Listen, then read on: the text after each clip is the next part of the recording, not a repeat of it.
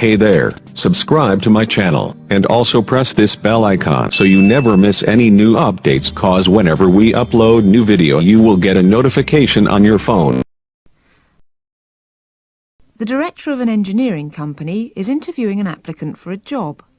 First, you have some time to look at questions 1 to 6.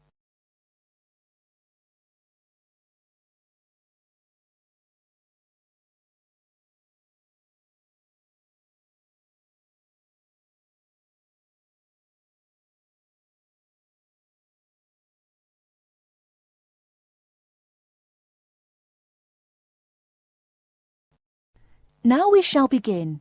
You should answer the questions as you listen, because you will not hear the recording a second time. Listen carefully and answer questions 1 to 6.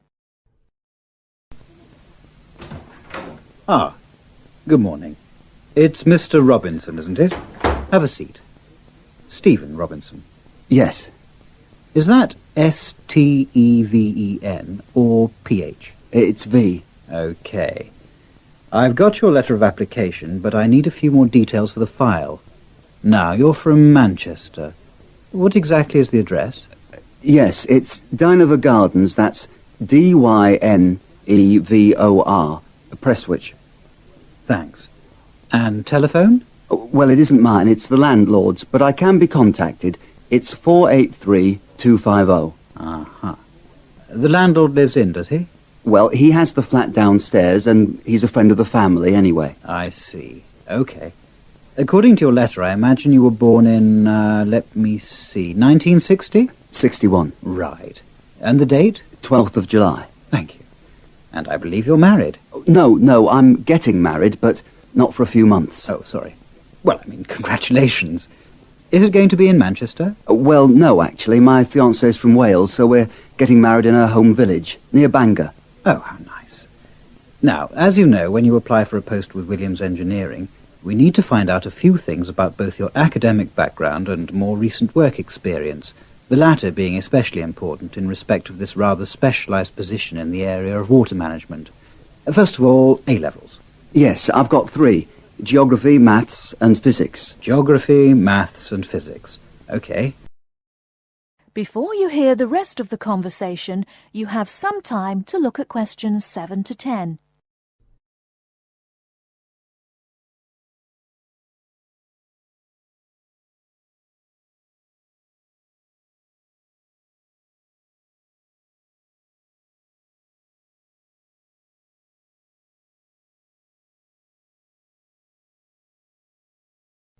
Now listen and answer questions 7 to 10. And what about your degree? I went to Sheffield University and got an engineering degree, with water management as my specialisation. Uh-huh. And as for work experience, I started out after graduating in 1986 in China, working for the Chinese government. Did you work as a volunteer? No, I did get a nominal salary. It was a 2-year irrigation project. That sounds fascinating. How did you organise that? You say it wasn't a British company, then? No. My university had links with a Chinese engineering university, so it was organised at that level. And after that? Then I came back, moved to Manchester, and have been working with Latimer Engineering since then. And what exactly are you doing for Latimer? Oh, I'm working in irrigation again, this time as a project research assistant. Great. I've got your details. Now let's move on to a more general discussion about what we're looking for. That is the end of part 1. You now have half a minute to check your answers.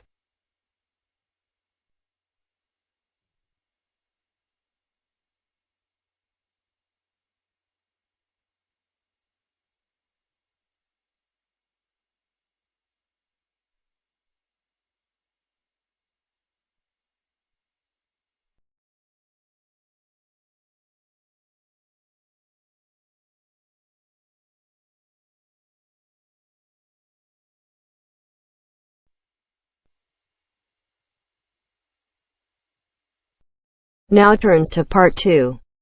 Part 2. You will hear an introductory speech to students at a summer school. You have 30 seconds to look at questions 11 to 14.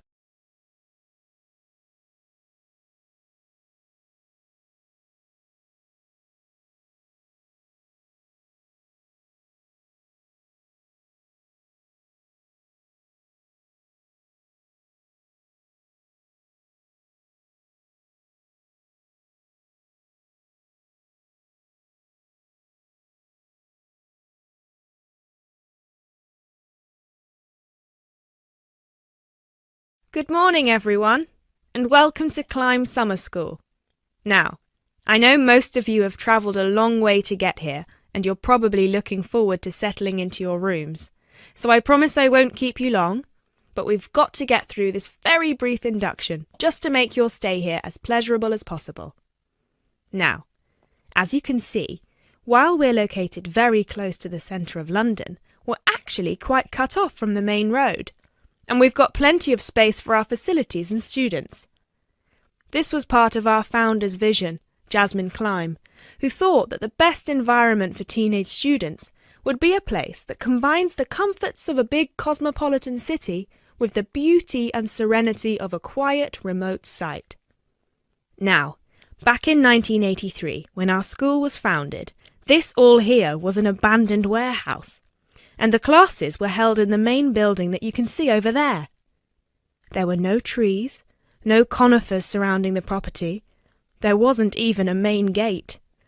It took years and a great deal of effort to get our school to where it is today. And I'm sure that if you take a look at page 34 in your brochures, where you can find a picture of what the school used to look like back then, you'll agree that the changes we've made are more than impressive.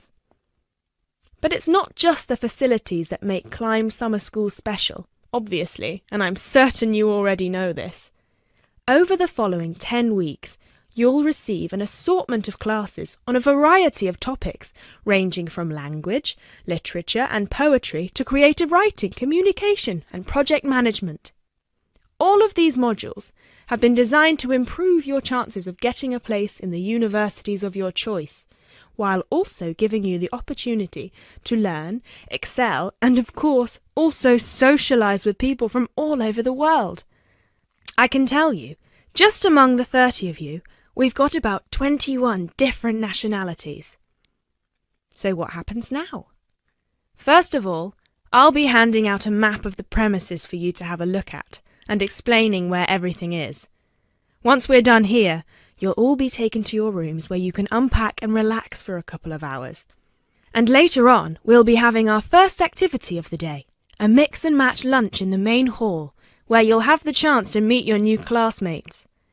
Later on in the afternoon, we'll be handing out your first project assignments and splitting you into teams. And tonight we'll be having our very first film night, starting with an early 20th century special.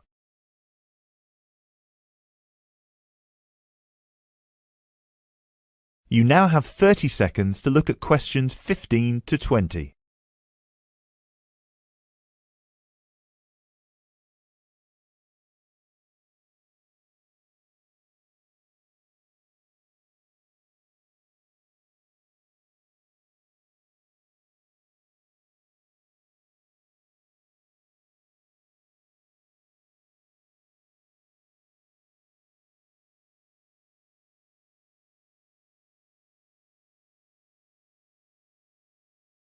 So, let's get on with the map. You've already got a version of it in your brochures, so if you can open them to the last page so we can have a look. Very well. As I showed you before, the actual school is right over there in the middle. That's where you'll be having most of your classes. Adjacent to it, you'll find the main hall, which is where we'll be hosting most events, such as today's lunch. On the left from the main building, you'll find a smaller building, which is where the accommodation and welfare offices are located. This is labelled as the garden office at the front, and it's easy to spot because it has a green door. Each of you is assigned to a different residence hall. We've got 3 residence halls in total, 1 on the left and 2 on the right. The one right next to the garden office is Ursula Hall, named after our founder's sister, while the other 2 are Peter Hall and William Hall. Now, As you can see, there are 3 more buildings to the left of the semicircle here, and 1 more building on the right-hand side, next to William Hall. So that one, which is shaped a bit like a dome, is the pavilion. This is where all your letters will be delivered, and in the basement floor you'll also find a laundrette. Please make sure you've got plenty of £1 coins, as you'll need one for the washing machine and another for the dryer.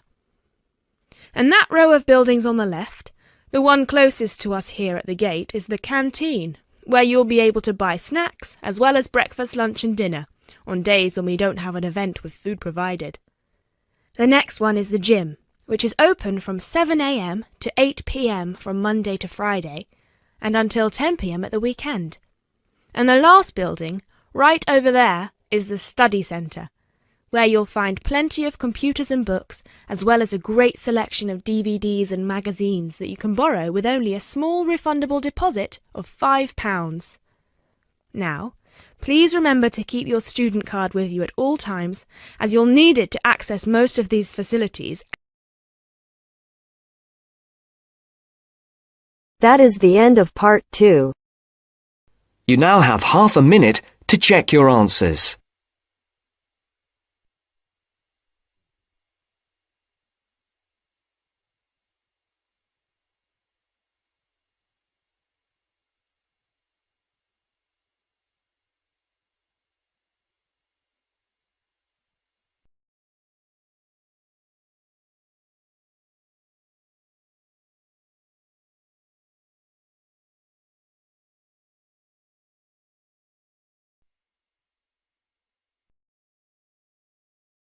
Now turns to part 3.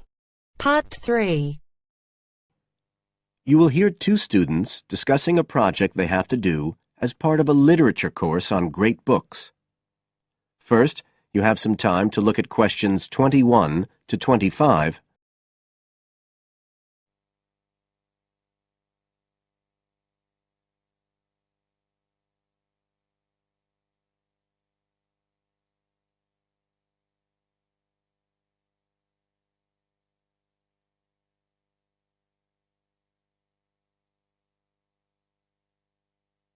Now listen carefully and answer questions 21 to 25. Hi, Joey. How are you doing? I heard you were sick. Oh, hi, Olivia. Yeah, I had a virus last week, and I missed a whole pile of lectures, like the first one on the great books in literature, where Dr. Castle gave us all the information about the semester project. I can give you copies of the handouts. I've got them right here. But that's okay. I already collected the handouts, but I'm not very clear about all the details. I know we each have to choose an individual author. I think I'm going to do Carlos Castaneda. I'm really interested in South American literature. Have you checked he's on the list that Dr. Castle gave us? We can't just choose anyone. Yeah, I checked. It's okay. Who did you choose? Well, I was thinking of choosing Ernest Hemingway, but then I thought, no, I'll do a British author, not an American one. So I chose Emily Bronte. Okay. And first of all, it says we have to read a biography of our author. I guess it's okay if we just look up information about him on the internet? No, it's got to be a full-length book. I think the minimum length's 250 pages. There's a list of biographies. Didn't you get that? Oh, right. I didn't realize we had to stick with that. So, what do we have to do when we've read the biography? Well, then we have to choose one work by the writer. Again, it's got to be something quite long. We can't just read a short story. But I guess a collection of short stories would be okay? Yes, or even a collection of poems, they said. But I think most people are doing novels. I'm going to do Wuthering Heights. I've read it before, but I really want to read it again now I've found out more about the writer. And then the video. We have to make a short video about our author and about the book. How long has it got to be? A minute. What? Like 60 seconds? We got to give all the important information about their life and the book we choose? Well, you can't do everything. I wrote it down somewhere. Yes, Dr. Castle said we had to find or write a short passage that helps to explain the author's passion for writing, why they're a writer. So we can back this up with reference to important events in the writer's life, if they're relevant. but it's up to us, really. The video's meant to portray the essence of the writer's life and the piece of writing we choose. So when we read the biography, we have to think about what kind of person our writer is. Yes, and the historical context and so on. So for my writer, Emily Bronte, the biography gave a really strong impression of the place where she lived and the countryside around. Right. I'm beginning to get the idea. Before you hear the rest of the talk, you have some time to look at questions 26 to 30.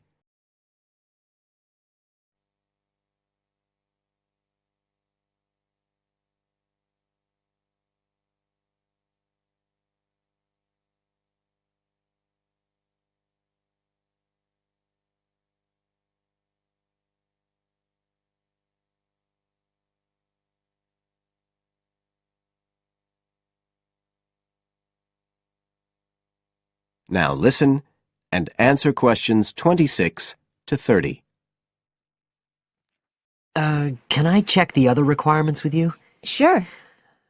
The handout said after we'd read the biography, we had to read the work we'd chosen by our author and choose a passage that's typical in some way, that typifies the author's interests and style. Yes, but at the same time, it has to relate to the biographical extract you choose. There's got to be some sort of theme linking them. Okay, I'm with you. And then you have to think about the video. So are we meant to dramatize the scene we choose? I guess we could, but there's not a lot of time for that. I think it's more how we can use things like sound effects to create the atmosphere, the feeling we want. And presumably visuals as well? Yeah, of course. I mean, I suppose that's the whole point of making a video. But whatever we use has to be historically in keeping with the author. We can use things like digital image processing to do it all. So we can use any computer software we want? Sure. And it's important that we use a range, not just one software program. That's actually one of the things we're assessed on. Okay.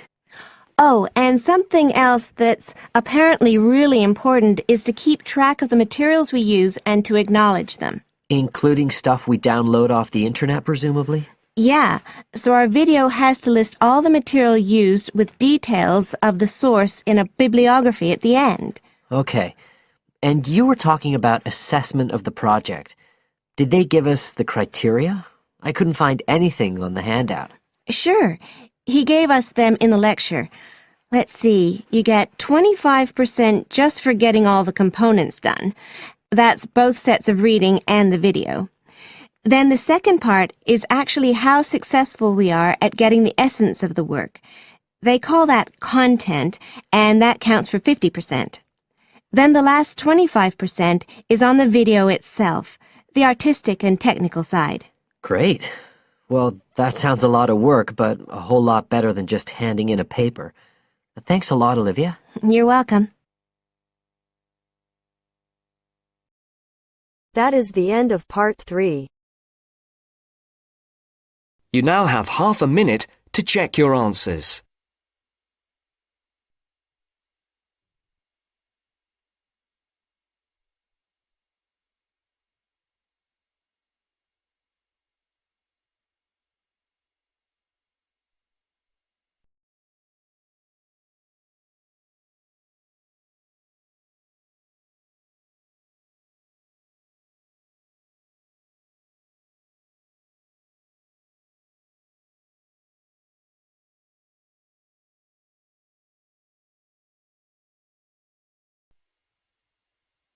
Now turns to part 4.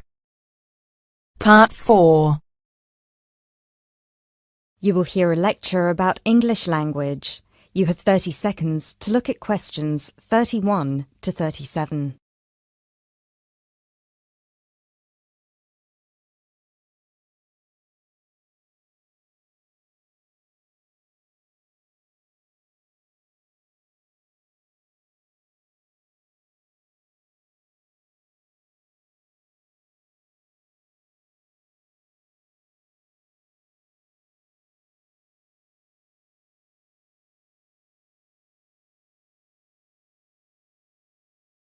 Those of you who were here last week will remember that we talked about the journey of the English language from its early Indo-European origins through to Old English, Middle English, and then to early and late modern English before it reached the form that it has today.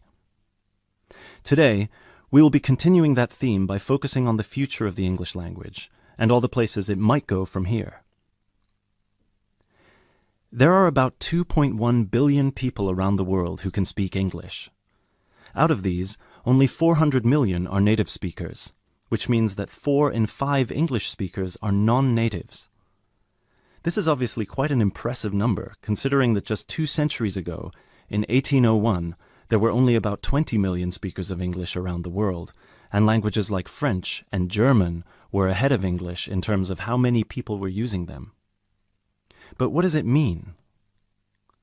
What it means is that the future of the English language doesn't really depend on its native speakers, but on that massive number of non-native speakers learning it around the world. Has anyone heard the term pidgin before, or Creole? A pidgin is a simplified version of a language which acts as a bridge between two people who don't have a common language, allowing them to communicate with each other. While a Creole is a language that evolves from a pidgin, with the difference that it is fully formed with clear grammatical rules and vocabulary. There are currently dozens of Pidgin and Creole languages based on English around the world, for example, Nigerian Pidgin or Jamaican Patois. These languages are also known as Englishes. What's interesting about these Englishes is how different they sound to, for lack of a better term, proper English. Take the word trousers, for instance. In Sheng, which is a Kenyan Creole language, they're called longi because they're long. But even versions of English that are recognized as official variations or dialects still differ greatly from each other. Americans and Jamaicans would call the back of a car where you store your luggage the trunk. Britons, Australians, Canadians, and other Commonwealth countries would call it the boot. A subway in the UK is a tunnel under a road that allows pedestrians to cross safely. In the US, it's an underground train. You might think of these differences as minute, but when you take into account the dozens of different versions of English out there, a very intriguing parallel arises with another language from the past: Latin. Latin, too, used to be a lingua franca. Nowadays, it's all but dead, spoken only by a few clerics and scholars. At some point in history, it splintered into various different languages which became known as Romance languages. For example, Spanish, Italian, or French. There are some that theorize that the same thing might happen to English in the near or distant future, that all these Englishes we have today in different countries will continue to develop, so pidgins will turn into Creole languages, and Creole languages will turn into just languages, and English itself, as we know it today, will disappear, or become less and less important. It's an interesting theory, if nothing else. You now have 30 seconds to look at questions 38 to 40.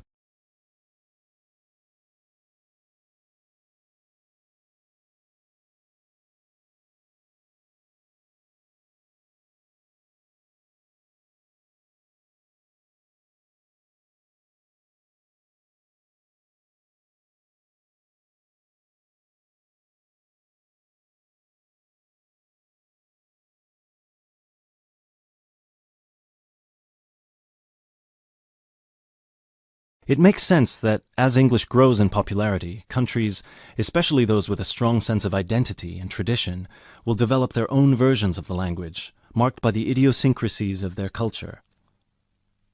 Just think of the contribution of dialects such as Jamaican or South African English. In the past 50 years alone, they've added about 25,000 words to the English language. Most of these related to a local context that wouldn't have existed in English before the spread of colonialism. In terms of numbers, just those are enough for a brand new language. There are some flaws to this theory too, however. While it's true that Latin and English have a lot of similarities in terms of how they developed, or have developed throughout history, there is one big difference. We currently live in an era of globalization. Today, you can be in India and stream an American film or TV series in seconds. You can be in Nigeria and listen to British music. You can be in Brazil and read a novel from an Australian author. Just a few centuries ago, this was unthinkable. So what's the other way that English could go? According to some experts, there's the possibility that it could maintain its status as the world's global language, but with a few differences. Already today, most conversations in English occur between non-native speakers. While many of these might be fluent, the majority probably only have an intermediate understanding of the language, devoid of the nuances, colloquialisms, and complex collocations that native speakers employ in their interactions. This means that over time, English could turn into some sort of world speak, the official lingua franca for the entire world, but in a simplified form. Some scholars have even started trying to develop that version of English by selecting the most useful words in the English vocabulary for non-native speakers to learn. Robert McCrum has compiled a comprehensive list of 1,500 words, for example, a version of English that he calls Globish. And what about traditional native speaker English? It might continue to exist, but lose its popularity, as the previous theory suggests. There are many more theories about the future of the English language, of course. I've only focused on the two main ones because they clearly demonstrate our uncertainty when it comes to how this beautiful language will develop. English is in a unique, unprecedented position. No other language has achieved the same levels of popularity in human history, especially in terms of non-native speakers. So, as this is clearly uncharted territory, only time will be able to tell us what will happen. That is the end of part 4.